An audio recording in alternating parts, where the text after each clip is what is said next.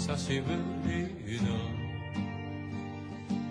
レインシューズが光る雨上がり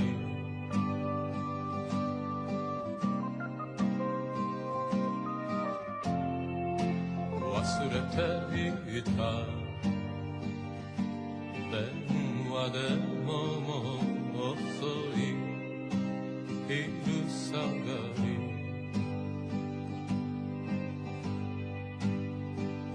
公園のベンチは濡れた糸眠りできないけど聞こえる虹の彼方誘う歌が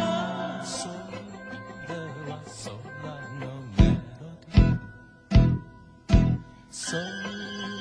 は謎のメロディー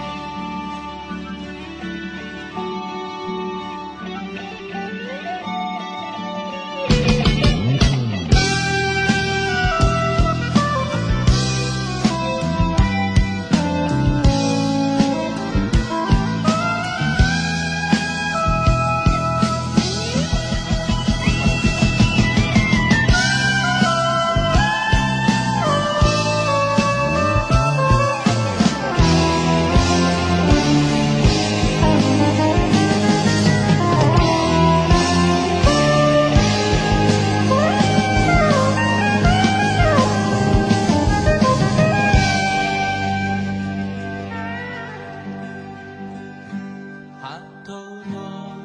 群れと白い噴水のしぶき飽きてしまい口ずさはこの雨上がりの空を越えてそれは夏のハーモニーそれは雲のし